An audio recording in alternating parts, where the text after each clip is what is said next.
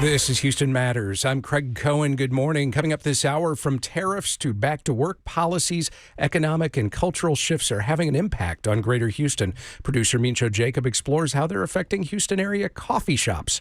Also, producer Joshua Zinn chats with members of the group WindSync, who discuss their on-stage, off-stage chamber music festival. But first, those interviews and stories will come to you this hour because of support from listeners like you. Houston Matters is a group effort, and you are the most important part of that team. Without your help, we would not be here each day with information and ideas that are Houston-focused. Give now.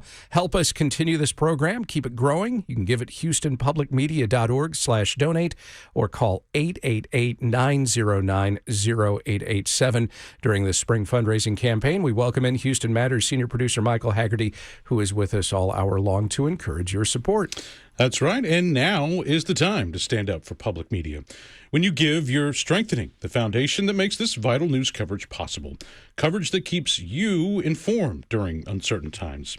You know, as threats loom over public media funding, your support today, right now, helps Houston Public Media stay strong, helps it stay independent and accountable only to you. Give now. Keep that possible at houstonpublicmedia.org/donate, or you can call 888-909-0887. Houston Matters, as we often say, is your daily guide to the people, the places, the issues, and ideas that define Greater Houston. We dive into what's going on in this community so that you're better informed about what affects your life here. This hour, you're going to hear about the impacts of tariffs and other economic forces on Houstonians. You're going to hear in a few moments about city government policies that affect transportation here. You're also going to hear about live music performed in town this week. Your gift keeps this service and that variety all about Houston going strong, thriving. Give now, again, at houstonpublicmedia.org or call 888-909-0887. And right now, your support can do even more. It can provide meals to local seniors in need, thanks to our partnership with Interfaith Ministries and Meals on Wheels. So just make a donation and choose Meals as your thank you gift, and it'll help seniors in need have a warm meal to eat. Help our community in two substantial ways with just one gift. Do that right now at houstonpublicmedia.org/donate and choose Meals as your thank you gift, or call 888-909-0887. When you learn about your friends and neighbors here in Houston through a program like Houston Matters, you feel closer to them. You have a greater sense of pride in this metro area of ours. Your gift helps us remain focused on this community. You help us to respond to what's going on here. And because we are listener-supported, Houston Public Media has become one of Greater Houston's most reliable news organizations. Make a gift to keep this service strong. Again, at houstonpublicmedia.org or call 888-909-0887. And we'll check back in with Michael Haggerty a little later in the hour. But let's move on now to developments in City of Houston government. Houston Public Media's Dominic Anthony Walsh joins us now. Dominic, good morning. Good morning, Craig. Thought we'd start with Mayor Whitmire's pauses and reversals on some street redesign projects, which the Turner administration had undertaken to protect cyclists. Among the recent ones last month, the city removed barriers along Heights Boulevard and Austin Street. Now, advocates for the 11th Street redesign are concerned it could be next. What can you tell us about that project? Yeah, the 11th Street project was a transformation for a more than 20-block stretch in the Heights neighborhood. It turned the 4-lane road into a 3-lane street with a center turn lane, and it added 2 protected bike lanes. It drew protests and praise from a 3,000 signature petition against the changes to a Project of the Year award from the Texas chapter of the American Public Works Association. This week, Mayor Whitmire said he has yet to make a decision about the project, but it has been under review by his administration for more than a year now. What are folks who live and work along it saying about it? Right. So he said that last week, and I checked in with folks in the area, and there are definitely still mixed feelings. I spoke with 6 business owners. 2 of them like the changes, saying it brings more foot traffic because pedestrians feel safer. 3 of the business owners don't like the redesign and want it reversed. They say traffic is worse now, and they're concerned about cars hitting the concrete barriers. And one business said they feel neutral about the project, but would definitely oppose additional construction to reverse it. They called the prospect of further road work annoying. I also heard from multiple residents who use the bike lanes for everything from recreation to commuting. They definitely do not want the administration to reverse the project. Houston Public Works reported on traffic patterns for cars and bikes since the redesign. What did it find? Yeah, so the perceptions of higher traffic I mentioned, those run counter to this Houston Public Works study that was first published by Axios. The study found overall traffic times, quote, do not appear to have increased significantly because of the changes, with drivers experiencing an additional 7 seconds of travel time during the peak morning hours and 8 seconds in the evening peak. According to the HPW analysis, the project decreased collisions and significantly increased the presence of cyclists and pedestrians. Projects like these have no doubt been influenced by a Houston bike plan that Houston City Council adopted back in 2017. Remind us what that plan calls for. So it aimed to develop a safe citywide network of bike lanes. Specifically, it called for the completion of 1,800 miles of bikeways. Have you talked with anybody who worked on that plan about their reaction to the direction that Mayor Whitmire has gone with street projects over the last 15 months or so now? So the main architect of the plan, former planning director Pat Walsh, he passed away in 2018. I did speak with his widow, Lindsay Walsh, who said Whitmire's administration is basically undoing his legacy. Lindsay Walsh said she donated the March portion of her late husband's pension to a group pushing for the recall of Whitmire. She's been especially critical of the lack of transparency. There's been no formal public engagement before the removal of these safety infrastructure projects over the last year. In one case following community pushback, Mayor Whitmire announced a bit of a compromise surrounding bike lanes along Austin Street. What's happening there? Right. The administration described this as a compromise. Rather than removing the two-way bike lane protected by concrete barriers, it'll be converted from a protected two-way path to a one-way unprotected lane. All right. Bikes and cars and all of that aside, you were at Wednesday's Houston City Council meeting. Anything worth reporting? Yes. Short-term rental regulations. The city is considering an ordinance that would require short-term rentals, such as those available on the Airbnb and Vrbo platforms, to register with the city at a cost of $275. And the ordinance would provide criteria for revocation of the registration if renters repeatedly commit certain crimes, like reckless discharge of a firearm, prostitution, disorderly conduct. Council members delayed the rules last week while pushing for 5 amendments, including ones that would allow all units in a multifamily property to be revoked if a handful of them caused problems. The final rules, along with the amendments, were delayed again this week, so we'll likely see action on short-term rentals next Wednesday. I could imagine some renters thinking, well, I'd hate that my fate might be tied to my neighbor's behavior, but I guess that's one of the questions they're contemplating. So the owners for sure are concerned that their fates are tied to their renters. If there are violations by renters, owners could face misdemeanor charges, including fees, and so there are definitely some owners who are concerned. In addition to other assignments, you have been reporting a lot lately on City Hall. What have you learned about City of Houston politics and the ins and outs of government that you didn't know before? I really appreciate how hyper-local these City Hall stories are. Houston is more than 650 square miles, but City Hall policies play out on a block-by-block, person-by-person, business-by-business basis. I love working on people-focused stories, and City Hall definitely provides that opportunity. Since we've just begun a fundraising campaign, I guess I should mention as we wrap up that Dominic's reports on the City of Houston are made possible in part by contributions from Houstonians like you. So give now if you can to support his efforts at HoustonPublicMedia.org. That is also where you can find and read Dominic's coverage on the City of Houston all the time. Dominic Anthony Walsh, thank you very much. Thank you, Craig. And still to come this hour, how economic and cultural shifts are impacting Houston area coffee shops. And a visit with members of the chamber music group WindSync. Stay with us as Houston Matters continues.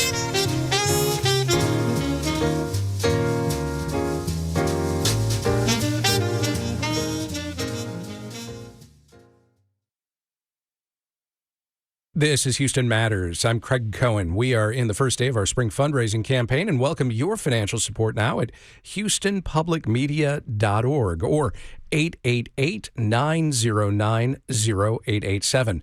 Houston Matters' Michael Haggerty's back with us now to encourage your contribution.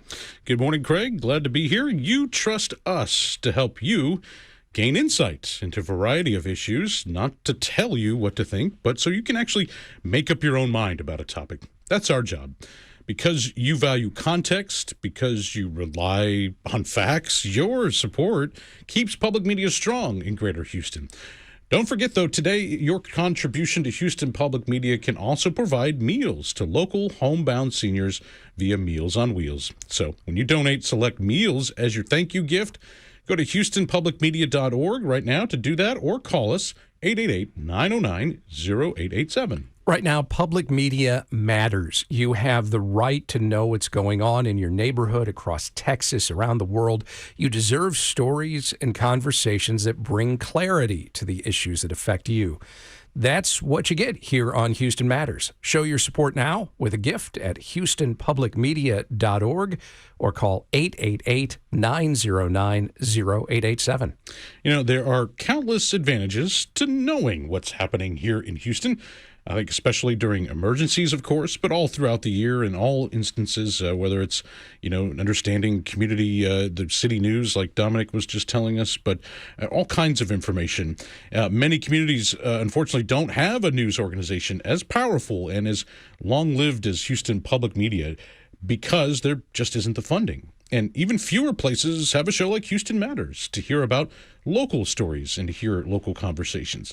Keep this essential news available for all of Houston with a contribution now to houstonpublicmedia.org/donate or at 888-909-0887. Monthly donations are the most impactful way to give. Maybe 10 or 20 bucks a month works for you. When you give monthly, it allows us to plan ahead. That way we can keep you informed no matter what the future may hold. So consider giving 10 bucks a month, maybe $20 a month, maybe more if you can afford it, at houstonpublicmedia.org or call us again at 888-909-0887.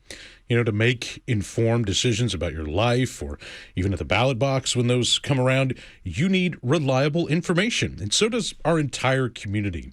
Here at Houston Public Media, that's our main reason for existing. We're committed to delivering trusted journalism and information that supports your ability to make decisions. But we can't do it without your help. That's the public in public media. Make your gift at houstonpublicmedia.org/donate or 888-909-0887. Houston Public Media was built to serve our community even in uncertain times. When other funding's threatened, your support becomes that much more important. When you give, you are reinforcing the foundation that keeps trusted journalism available here for everyone across Greater Houston, including folks who aren't in a position to contribute financially themselves. Help protect what matters to you. Give now that $10 or $20 or $30 a month gift, more if you can afford it, at houstonpublicmedia.org/donate or call 888-909-0887. We don't expect any one person or even a small group of people to cover the rising costs of bringing you conversations and stories. We do it all together. The community comes together. The more people who support this mission, the better equipped we are to keep you informed. So please join us as a new member if you've never contributed yet. It's not a huge obligation. Just pick any amount that fits your budget and give now at houstonpublicmedia.org/donate or 888-909-0887. Public media is built on a simple idea. When the community comes together, we can create something remarkable. Right now, you can be a part of that. Your donation supports thoughtful conversations and independent journalism. It keeps Houston Public Media free and accessible to everyone. And don't forget, your gift to Houston Public Media today can also provide meals for local seniors who are homebound. Just select meals as your thank you gift, and you'll put a smile on someone's face. Make your impactful gift right now at houstonpublicmedia.org/donate or call 888-909-0887, and thanks. Just ahead, members of WindSync return to Houston and preview their season finale performance amid their annual on-stage, off-stage chamber music festival. Stay with us as Houston Matters continues.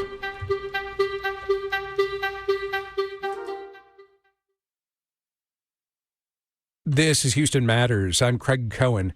Houston-based wind quintet Wind Sync is back home for its on-stage, off-stage chamber music festival. Performances this week include a season finale concert tonight at the Match. Wind Sync musicians Carol Lamour and Graham Steele Johnson tell our Joshua Zinn about tonight's music and the evolution of this annual festival. I don't know that we were imagining the 9th annual festival when we started it in 2017. So to be going through now this process, it is interesting to see the evolutions and to also observe the constants. Like you're saying, we've worked with some of the same amazing partners, like the Center for Performing Arts Medicine, our amazing student partners and teacher partners at the Houston Youth Symphony Coda Music Program. And some of the same venues have come back time and time again. So on Thursday night, we will be at the Match Gallery, Midtown Arts and Theater Center.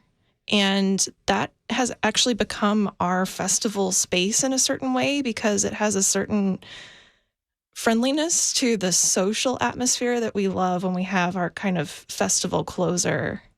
But the way that we evolve each year is a subtle reflection of what we're doing in WindSync across the year. And this year, for instance, we're really focusing on commissions and on playing new music by composers we love and know, composers who have become our friends and who are helping us to develop the sound of WindSync. Because we have access to the whole history of classical music, right? So what is our own unique sound as a band?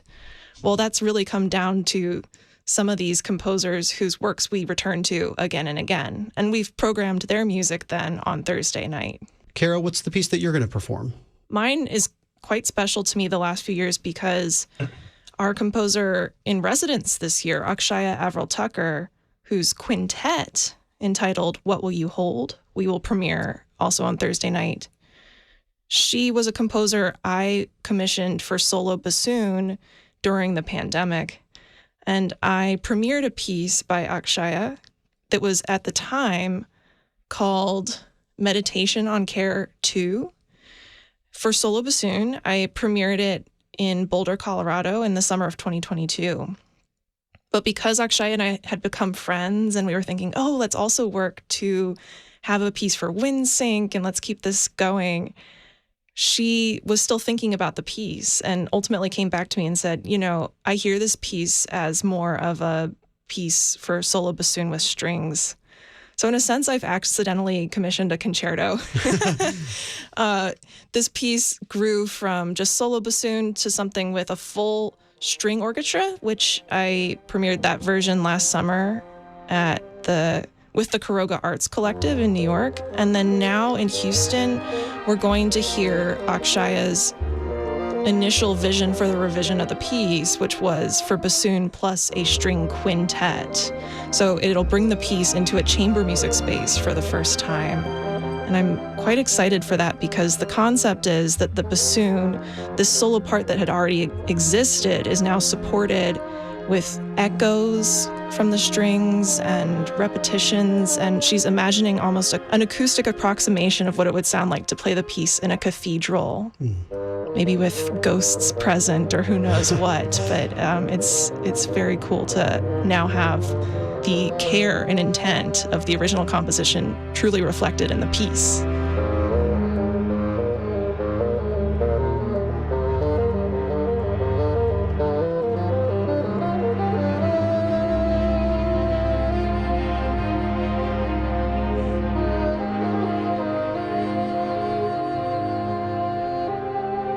What Kara just said, I think, is a beautiful encapsulation of the concept for Thursday's program, which is kind of an unusual presentation for WindSync.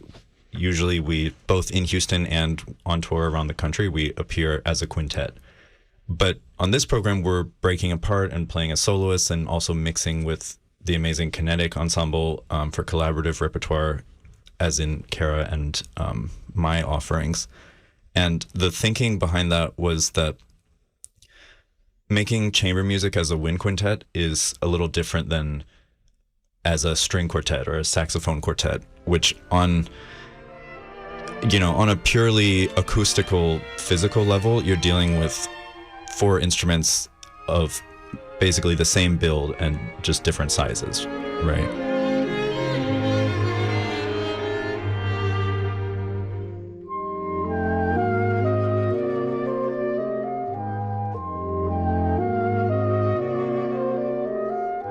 In a wind quintet, you couldn't find 5 more different instruments. Right. And so I think that necessarily affects the way we approach playing and collaboration with each other, that we'll try as we might never be able to achieve the perfect homogeneity of sound that you find in a string quartet or a sax quartet.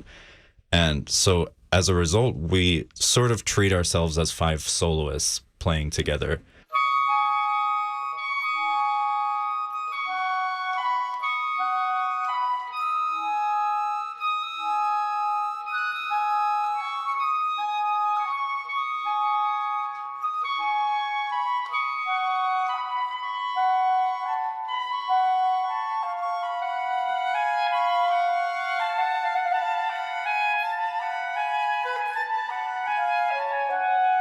And that's definitely something that we preach to students around the country. And it's not only a way of taking ownership of our parts on stage, but I think also it carries over to our just independent artistic practice outside of WinSync. And so that's kind of how this concept came about, was WinSync composers of some of WinSync's greatest hits, like Viet Quang, like Akshaya, like Mark Mellitz in my case, who wrote Apollo for us. That's one of our audience favorites. Mm-hmm. And they're composers whose music we've been so taken by in the context of WinSync that they've inspired individual collaborations outside of WinSync. This is Houston Matters. I'm Joshua Zinn, talking with Carol Lamore and Graham Steele Johnson of WindSync. Graham, you're going to perform a piece by Mark Mellitz. What is Discrete Structures all about? So it's clarinet and string quartet, which, don't tell WinSync, but is probably my favorite genre to play in. I'm sitting right here. I just love the way that in that ensemble, the clarinet finds a really natural blend with the string sonorities and like this kind of dark palette, and can very easily like emerge as solo voice, but also blend within the texture. And that works really well with Mark's style of writing, which is all about kind of interlocking grooves. And so sometimes I am kind of a solo voice on top of this like carpet of strings, and other times I'm just another layer in this sort of funky groove texture. But what I love about his music is it's so immediate. We often end programs with his music, which not a lot of groups are willing to do. Usually you sneak the new music in the middle of the program where it's least likely to offend. But there's something so accessible about Mark's music. It kind of speaks the language of what we might call pop music today, but it also has real musical substance and depth. And for me, that's a reminder that those distinctions didn't always exist between popular and art music. Certainly in the time of Mozart, for example, who's another composer we're touring this season. And yeah, so and I guess also a reminder that maybe we still don't need those distinctions. Maybe just music can be music.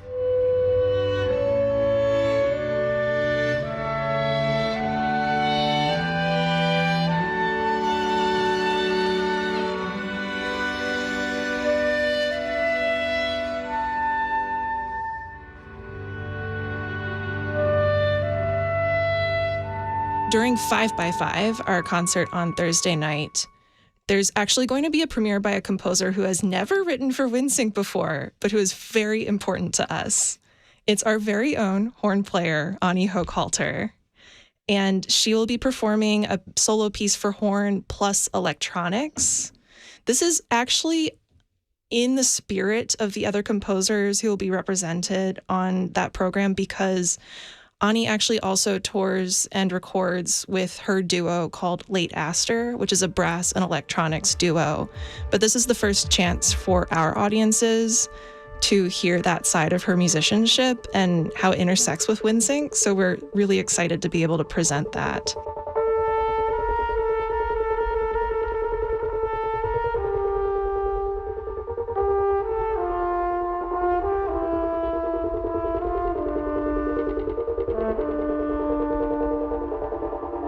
Kara, what else is happening this week after Thursday? Glad you asked. On Friday, WinSync will be performing our annual collaborative concert for this festival with the Houston Youth Symphony Coda Music Program and our composer in residence this year, Akshaya Avril Tucker, whose work will be heard on Thursday.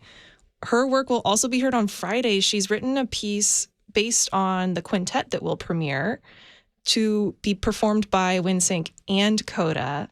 And it's called In the Rain, and the beginning musicians will be tapping on their instruments to create the most amazing rain sounds. It truly does sound like my old apartment in Houston.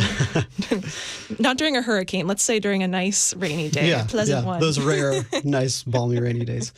There will also be the mariachi from Kinder HSPVA performing some standards like El Viajero and El Cascabel with us. So it's actually the largest collaboration we've ever done for this chamber music festival. A little ironic, I know, given that chamber music is supposed to be a small genre, but very much in the spirit of the onstage, offstage music making that we're doing to connect people from all across Houston and all different kinds of musicians. On Saturday, we'll be performing with Music for Autism, another longtime partner of ours, at the Westview School at 11 a.m. And we are so happy to have rekindled our partnership with them last year. It's a really great group and a sensory-friendly performance for those of you who know audience members who would appreciate that. So lastly, just because, I know you guys tour a lot, but Houston is kind of your home base. That's where the ensemble was founded. When you come back to this festival every year, does it feel like a homecoming? Like, do you feel like you're being welcomed back home after kind of a long journey throughout the year with your touring season? Absolutely. I mean, our Houston crowd is so warm and familiar and has literally watched the ensemble grow up. Unfortunately, that means I think we get most nervous playing for our Houston crowd because we care about them so much. And it also means that we have always kind of used Houston as a creative laboratory and trying out interesting presentations that are not necessarily easy to tour with or just things we've never done before, bringing composers and residents along with us, which we can't always do on tour. And so Thursday will definitely be an example of that, splitting up and doing this collaborative rep and solo rep, which, as I said, is very different than how we tour, but very, I find, artistically satisfying. And I hope our Houston crowd loves it too.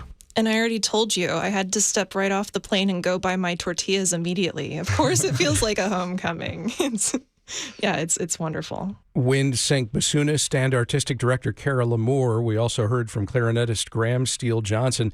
They spoke with Houston Matters' Joshua Zinn. WinSync is in concert at the Match tonight at 7:30. There's more about their other performances at windsync.org. And still to come, we talk tariffs and sip coffee. Stay with us as Houston Matters continues.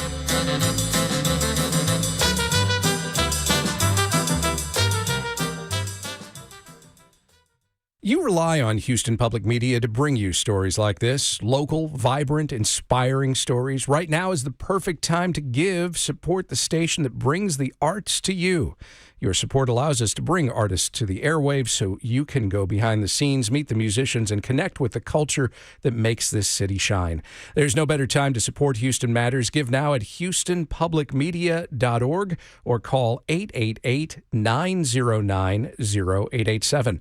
And as Houston Matters rolls on, we are joined again by producer Michael Haggerty. Good morning. Houston Matters reaches into our community to find stories and voices that add nuance and texture to your understanding of Greater Houston. You get to meet people you maybe otherwise would never know about, and what's even better is you hear their voice. That places you right next to them, in conversation with them, and helps you sense exactly where they're coming from and learn something new every day about our city. That's special, and guess what? You make it all happen when you make a contribution, a monthly gift right now at houstonpublicmedia.org/give. or at 888-909-0887. Through our long-standing partnership with Interfaith Ministries for Greater Houston, which operates the Meals on Wheels program here, your support of Houston Public Media today can also help provide meals to local homebound seniors. Simply select meals as your thank you, instead of that traditional coffee mug or tote bag, and you will do two great things today. Help feed Houstonians in need and critically support Houston Public Media and allow us to continue to provide a vibrant news service for everyone across Greater Houston. You can take care of it all right now at houstonpublicmedia.org, or you can call us at 888-909-0887. This station is powered by Houstonians like you, people like you who value the voices, the stories, the connection. You can listen today because someone before you gave. Keep that going at houstonpublicmedia.org/donate right now, or at 888-909-0887. Public media is facing challenges these days. That's exactly why your support matters right now. When you give, you help Houston Public Media stay strong and independent, even as other funding sources are threatened. Because independent journalism isn't just important, it is essential to an informed society. Join us with your gift at houstonpublicmedia.org/donate or call 888-909-0887. And there are many ways to give. Whatever is simple for you, whatever works better for you. You can give monthly, or maybe you just want to make a one-time contribution. Really, every donation makes a difference, no matter the size. So what is trusted information worth to you? Please give right now, whatever you're able to do at houstonpublicmedia.org/donate or by calling 888-909-0887. The truth matters. Explorations of facts matter. So does creativity and culture and connection. When local musicians put on breathtaking shows, Houston Public Media is there to tell that story, because you deserve more than just headlines. You deserve context and conversation and connection to your community. Support the independent journalism that brings you local arts and culture alongside trusted news. We cannot do it without your help. Support independent journalism today. Make your gift at houstonpublicmedia.org or call 888-909-0887. Really, the best way to give is as a monthly donor. You just choose an amount to give each month. You can set it up, and it'll happen automatically. And you'll keep information accessible to everyone in our community. And you'll know, hey, I've done my part. My contribution's happening. It's a simple act, and it really means so much. Please give now. Become a monthly contributor at houstonpublicmedia.org/donate, or someone can walk you through the process at 888-909-0887. And we will check back with Michael Haggerty once more in just a bit. Still to come, from tariffs to back to work policies, economic and cultural shifts are having an impact on Greater Houston. Producer Mincho Jacob explores how they're affecting Houston area coffee shops as Houston Matters continues.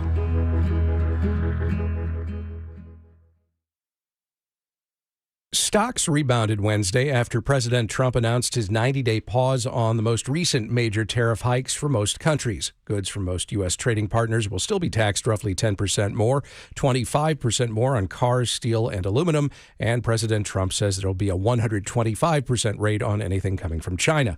Of course, as we've witnessed in the first few months of his second administration, nothing really is written in stone. And that uncertainty, combined with other economic and cultural forces, has made running a business here in Houston challenging. Take coffee shops. They've had to adjust to a lot of changes in recent years, from customer habits during and after the pandemic to remote, then return to work policies influencing who's in the neighborhood when, to inflation and now tariffs impacting what customers are willing to spend. Coffee shops are also social hubs, which provide fuel for workers who power our economy. Put it all together, and you might not get a better snapshot of how we're all doing economically and socially than you get at a coffee shop. That's why Houston Matters producer Mincho Jacob sat down recently with Kenzel Fallon, CEO and co-owner of Three Keys Coffee, and David Buer, co-owner of the Greenway Coffee and Blacksmith. The two say prior to more recent economic forces taking effect, they were each just beginning to see that recovery, that full recovery from the economic challenges of the pandemic. It has not returned fully to pre-pandemic 2019 or before numbers. A lot of companies are using a 4-day work week at this point as their lure to hire. So it's definitely like a different marketplace in the office specifically than it has been in the past.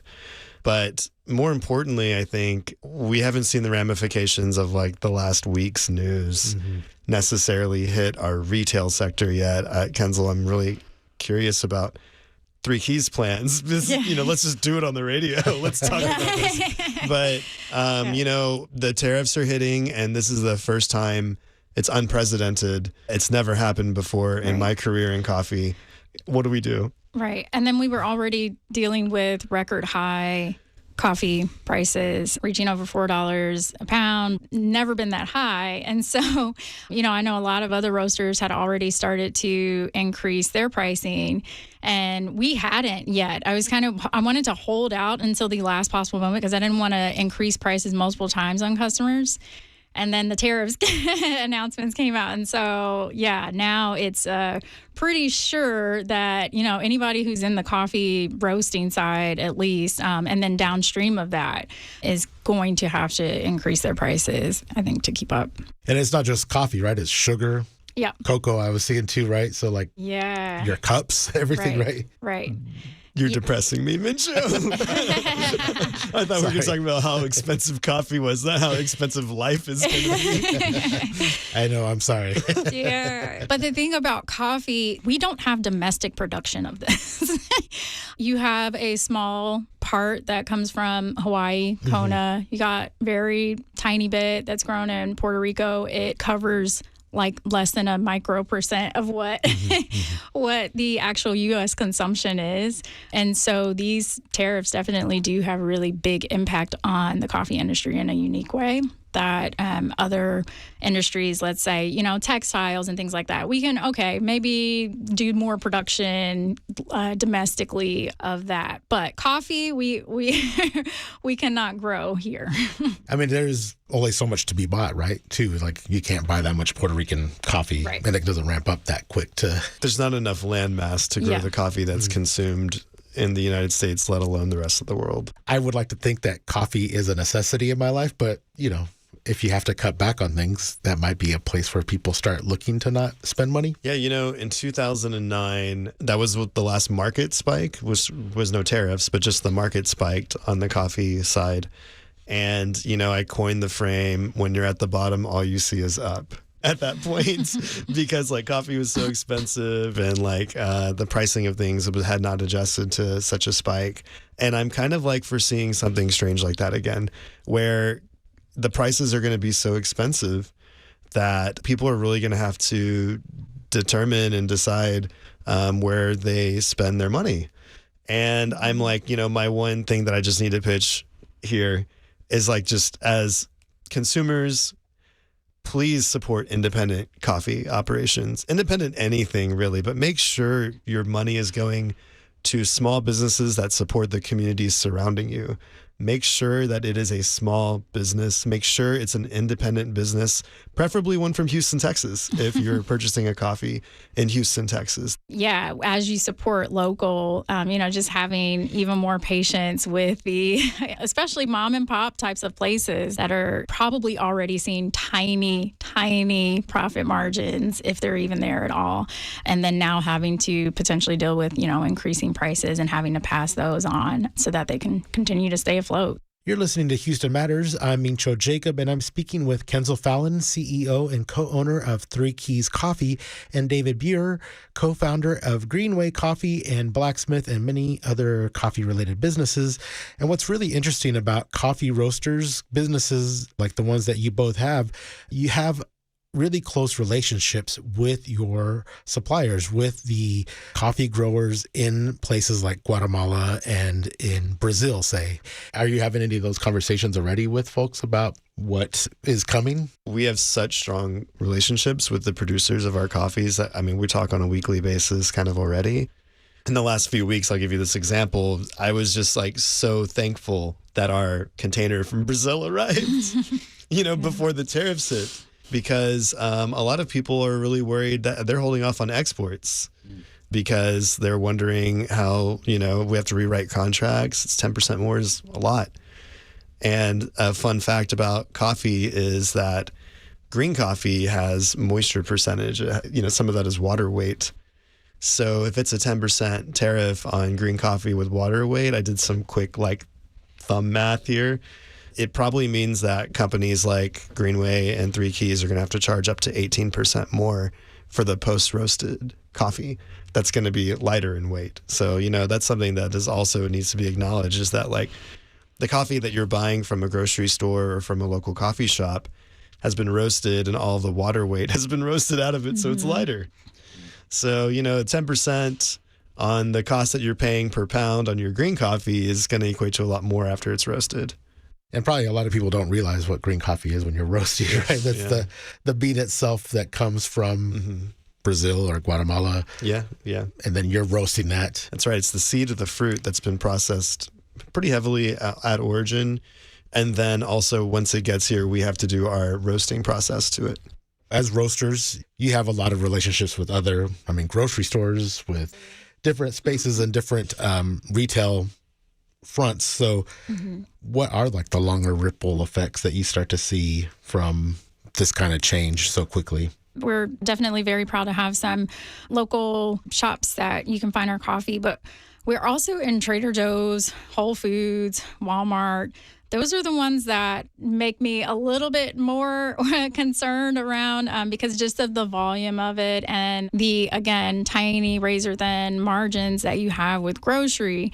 And so any roasters, particularly who are providing products on those shelves, it becomes a little bit more difficult because you don't always know who your customer is. Your customer in that case is the grocery store themselves that's buying from you, but you don't always have that direct line to the folks who are purchasing your coffee, and to be able to kind of understand what their perception is of different changes that are had on the shelves.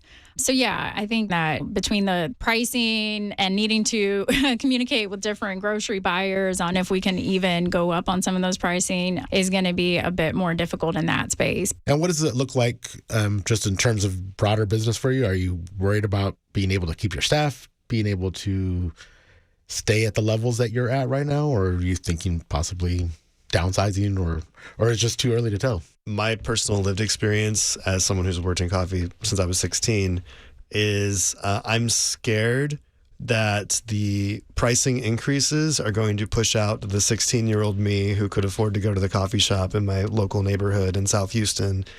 And that's what I'm mostly worried about, is excluding some people from the culture of coffee that is so cool and so awesome and is such ingrained in the coffee shop experience because of pricing.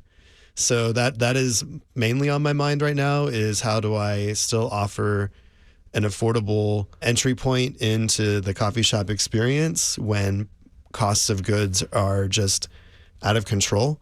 That part really does concern me. And what about for you, Kenzel? Short answer is no. I don't foresee making cuts with our team. If anything, I think that this is now a really great time to be innovative and creative, and to allow our team to have that opportunity to, be a part of this really wild, volatile time, and to really show how exceptionally, minded they can be in terms of coming up with new ideas and new things to do. Because I do think that a lot of roasters are probably saying, we got to think outside of just coffee and see where else can we continue to keep ourselves afloat through maybe services, through maybe some new product innovation where maybe you don't need to use as much coffee, or maybe it's coffee blended with something else, just coming up with new creative ideas for how we can continue to be in this space, protect the positions of our team and protect our people, but still trying to make sure we all stay afloat. I want to bounce something off of Kenzel's thought there, because I totally feel it. We have custom bags that are biodegradable, and I did a lot of research into how to get to these products, and there was 2 factories. One was in Canada and the other was in China. Mm-hmm. And I got pricing quotes from both of these. This is 5-6 years ago. And I just couldn't afford the Canadian one, not because the price per bag was different, but because their minimum order quantity was so much higher than the Chinese company. As a small business, I just couldn't order that many bags at one time. So I've been working with this Chinese company for these biodegradable retail bags for a long time now. And then like we just slapped like the craziest tariffs on them. And now I'm just thinking like, I have no idea where our bags are going to come from. I have to go through that exercise of determining what is the best quality, price, and the environmentally conscious choice for our company. I have to go through that exercise again, and I don't know where that's going to lie in the future. Are those tariffs enough really to deter people from buying from like China? Like, is it still cheaper than going to like the Canadian, or are you still? I don't think there's a American-made answer to that material, and at that minimum order quantity. Right. Yeah, nothing comes to mind. We have been courted by lots of bag manufacturers. They're all in China. I mean, and so it's going to have to end up being creative and come up with some solutions. It's not going to be easy. They're not standing in front of us. But yes, everything from the green coffee itself, ancillary products, teas. Like tea comes from a lot of the Asian countries that were especially hit hard on the tariffs. And so it's going to be felt in a lot of different ways. And we are going to have to really work to try to figure out a way, around this in a way that, continues to preserve a lot of folks in the industry. Kenzel Fallon is co-owner of Three Keys Coffee. David Buer is a co-owner of Greenway Coffee. They spoke with Houston Matters producer Mincho Jacob. On Wednesday, President Trump announced a 90-day pause on the most recent major tariff hikes for most countries. Goods from most U.S. trading partners will still be taxed, though roughly 10% more, 25% more on cars, steel, and aluminum. And President Trump says there will be a 125% rate on anything coming from China. Houston's coffee scene, of course, is about more than caffeine. It is a window into how our economy, our workforce, all these forces impact our lives here in Houston and how local businesses must evolve to meet those challenges. Conversations like today's help you understand this vast city of ours. When you give, you make local reporting possible. You make conversations like the one you just heard possible. These are stories that matter to your daily life and affect you and yours. Give now at houstonpublicmedia.org or call 888-909-0887. And let's check back in once more with Houston Matters producer Michael Haggerty. Yeah, when you think about it, conversations like these, especially with the focus on Houston, you won't find them anywhere else. Your support powers everything you hear on Houston Matters. So if you've never given before, today is the day. We're lucky to have this news organization in our backyard. So please make sure Houston Public Media and Houston Matters can continue these thoughtful, insightful conversations and stories with a gift at houstonpublicmedia.org or call at 888-909-0887. You can decide what the news, the cultural conversations, the reports, everything that we bring you are worth to you, then make a recurring monthly donation in that amount.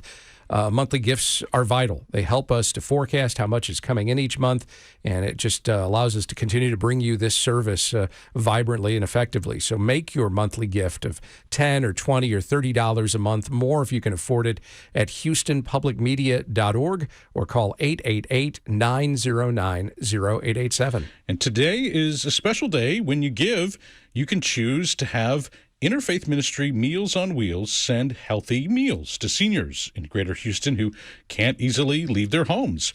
This means you'll be helping others stay informed while also making sure seniors are taken care of. It's a 2-for-1.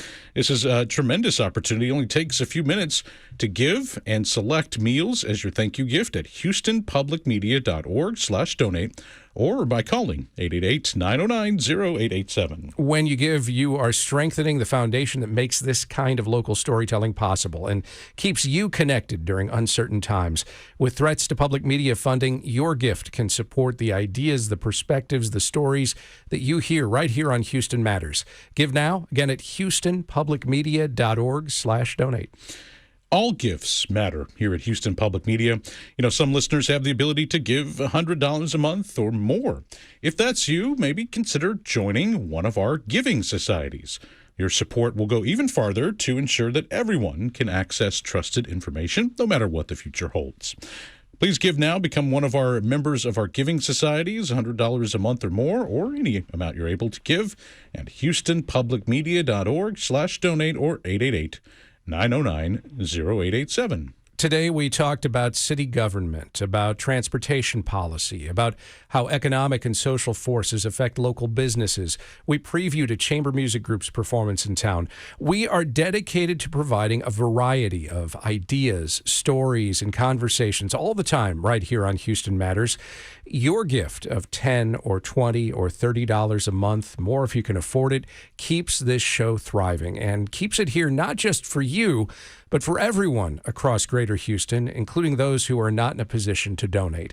It's why we turn to those of you who can, and we ask you to give a little bit more.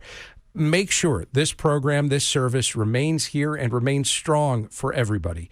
Give what you can at houstonpublicmedia.org or call 888-909-0887. And thanks.